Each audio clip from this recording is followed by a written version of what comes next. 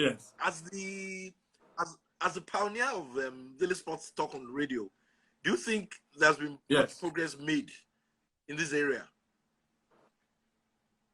Well, I don't know how many people are watching or where they will watch this, so I refuse to accept I'm the pioneer of daily sports talk on radio.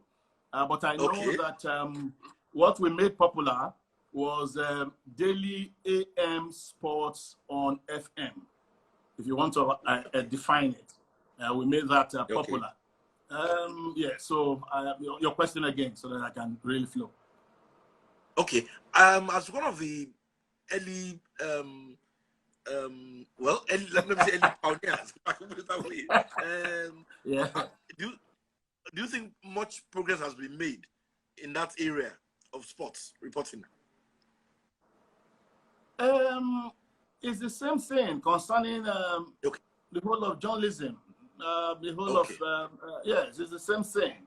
Our guys have been doing well, but again, time has come for Nigerian sports writers to start specializing. A lot of us, and that's why you see I like talking boxing more than I talk football. I tell you this experience. In 1996, I covered Wimbledon. And when they gave me the form to fill in London, and they wrote their specialty, I just wrote sports writer. And then the guy called somebody and said, there's a genius from Nigeria here. Because overseas, they know themselves as tennis writers. So they were surprised to see a sports writer coming to cover tennis. So what we do here is not really correct. We should have specialists in certain fields. If you call Belagor in Spain, that guy will tell you he only talks about the Spanish league and football. Nothing concerns him with basketball and others. But here we are like the jack of all trades and master of some. I won't say master of none. So I think we should look at specialization, because that way we will really have experts in different fields. And so when you need anything, you just call that person. Let's talk about Nigerian league and sponsorship. It's still a big problem. What we own advice in terms of how to break that problem? You must make the product attractive. You must make the product a brand. You must make the product attractive, because the way it is now, what we have is what I liken to the circle of poverty. And as long as we have this circle of poverty affecting Nigerian football, sponsors will stay away.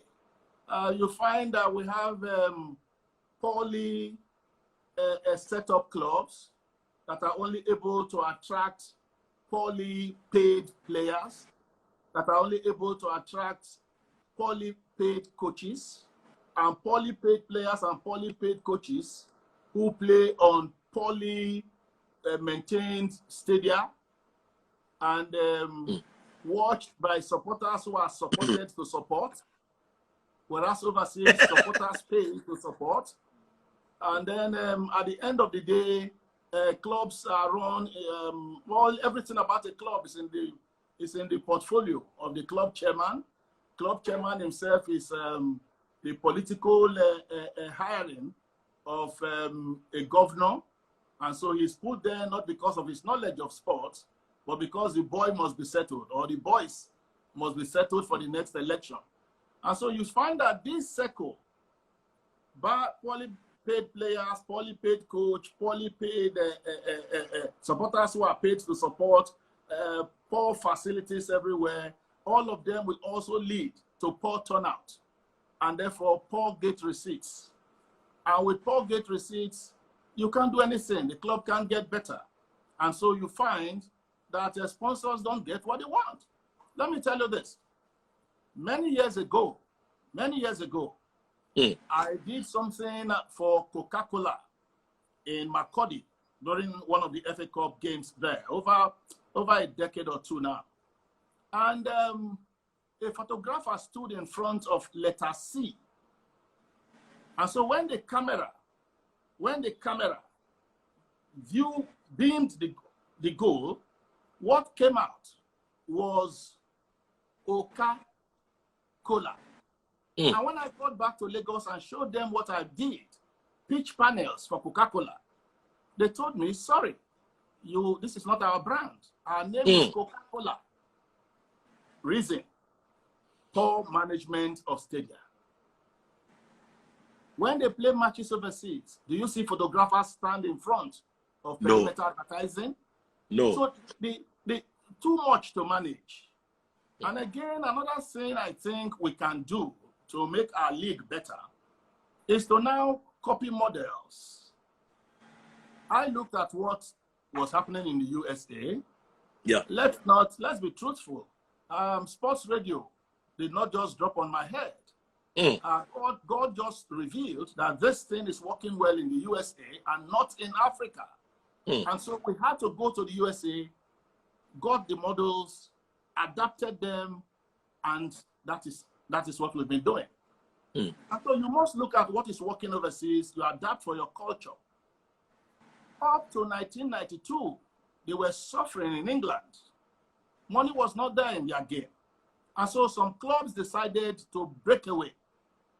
And that's how the EPL was formed. This English league that is so magnetic came out of a revolution. Some clubs just decided that no, they will not die. So they have to form their own. And so they came together, became shareholders of the same company. Decided how some will drop out and be promoted. And so you find that the English league today is a business owned by all the clubs. When you see a Manchester United player trying to fight a Chelsea player, running, they will never fight. It is their business. The thing is business, it's showmanship. So you see them, the highest they do to one another is they just bring their heads nearer each other. And then later they are fined. You don't see all those punches like boxers and others, like we see in Nigeria. They educate their own supporters on how to behave. Instead of the supporters to spoil the business, they hammer the supporters. So they protect their business.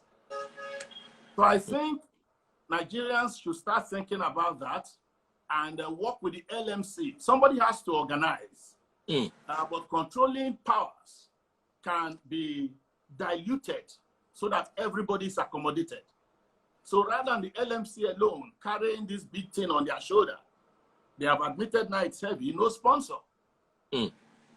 So let everybody be part of it. And that way, everybody will protect this thing. I think there's still light at the end of the tunnel. What happened to our FA Cup? Well, the FA Cup has suffered greatly. First, we enjoyed the FA Cup because then TV was not this pronounced in Nigeria. So people could go to the stadium. I will not forget Raka Rovers, Abiola Babes at the National Stadium. I will not forget some matches at the Ogbe Stadium then. When at 10 a.m., 11, 12, everywhere was jam-packed. When even newspapers would give their front pages to FA Cup final, you remember my brother, putting pictures of players. That became the biggest thing. But TV, poor administrations over the years,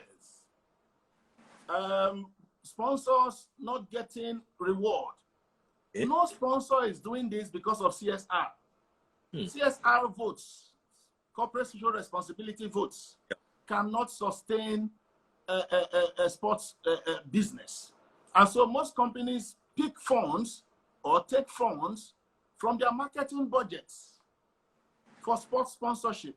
And so if I do sponsor anything you are doing, I expect you to market my product well. How do you market my product well? From what I have paid you, you've got to reach out to media organizations to talk more about my product. You've got to package the teams involved. You've got to make the thing envelope the entire society. So it's not I give you money, you just go and pay only referees and you go home. Then you go to Lagos State government and beg for free use of the stadium. So much is involved. I hope you understand it. So yeah, I do. All these angles affected us. And from the days of Coca-Cola, things got to when we had no sponsor. And then here we are, ITO came on board, and ITO has been spending oil money. We thank them, and we thank the current FA chairman, president, IZAMOJE, who single-handedly, so to speak, got ITO into the scene. And they have been big spenders. But for ITO, Nigerian football would have been in a mess. And so it may not have been all rosy. But again, ITO was set to do the FA Cup this year until the pandemic. And so in the early stages, they had to say, everyone stop. But I'm still saying, even with ITO's involvement, you can make this thing talk of the city. Get media people. You see what these guys overseas do with the media. You don't wait for the media to come. You invite the media. You tell city people, please keep talking about our FA Cup. You send them materials that they don't have. You call Brilla, you call other people. You say, let's all do it together. Not that they must come and carry. If they don't carry, they will not have content. You can as well say, your FA Cup, to hell with your FA Cup, we will talk about Chelsea and Arsenal. After all, those ones are more popular. Yeah. So everybody has to come together. And if you ask me, we are very willing to join. Okay. Larry, do you think Nigerian League can attract foreign players? Can ever attract foreign players? It is attracting players. It is. Nigerian League attracts foreign players. We have players from Cote d'Ivoire. We have from Togo. We have from Ghana. If you say that is not foreign, I don't know what you mean. You want to bring in Ronaldo?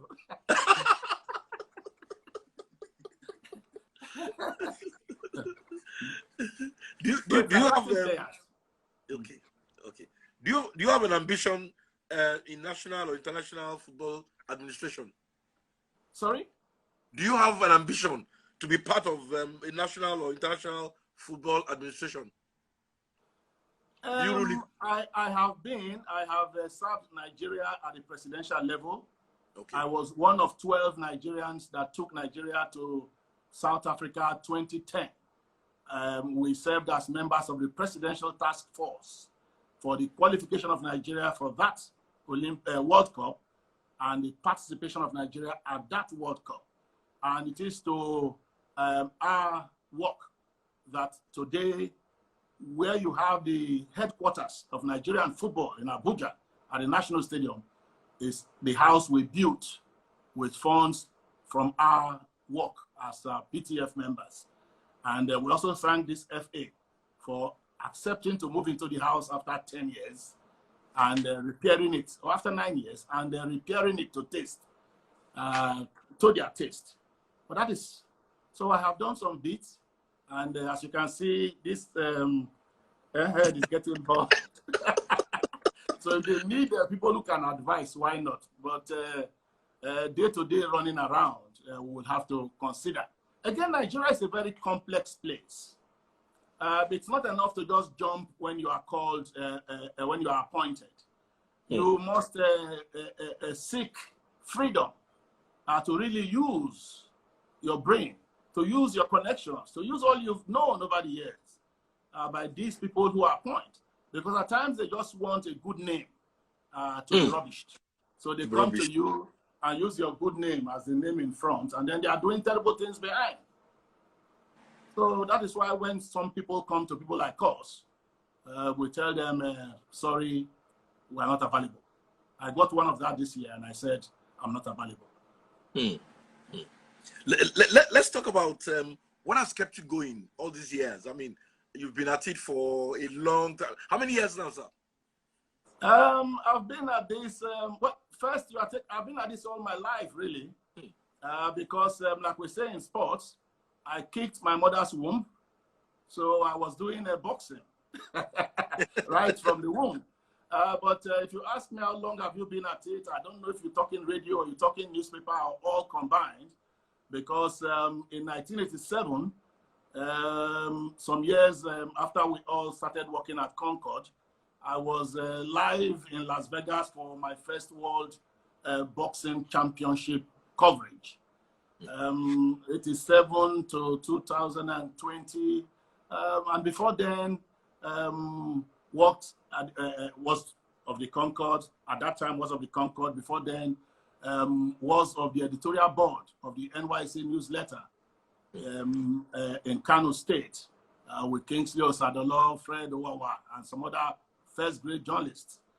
And before then, with Ernest Okonkwo and others at FRCN while I was doing my master's as a freelance artist. So we've been on the pavement, but we thank God for everything. When you look back at all you've been able to do, how does it make you feel? Well, I give the highest praise to God Almighty, because without Him you can do nothing. All these things. When I see some people, they see me, they say, please sign autograph. I just laugh. I can't tell. This is just a normal reporter, simple guy doing what he likes. It's just passion that has pushed me. But as a Christian, I saw that my work is somewhere in the Bible, or in two places in the Bible. Psalm 45 verses 1 and 2. You read there that God has poured grace on your lips.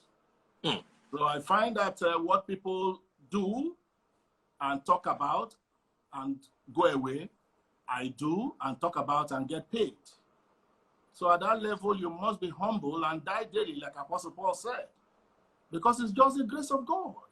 And that takes me to 1 Corinthians 15:10 that says, it is the grace of God that has made you who you are. So that's why you find I'm not a loud person. I try to stay very quiet. Some say, why is it that you don't do things like the normal Nigerian? God has humbled me. God has humbled me. So what are the high points for you? So many. So many high points. Where do we start from? But one of them will be the day I left the accounts department of RayPower after paying for my then program on that channel. And somebody told me, congratulations, you now have a license. And I said, how? True. Because for 3 years I waited after applying, and I was no longer sure. And behold, only Joe, who read the news, who also knew me from OGBC, came out and said, congratulations, of 16 licenses I just announced. That of Brela is one. You don't forget. What's you your don't forget such days. In 2002.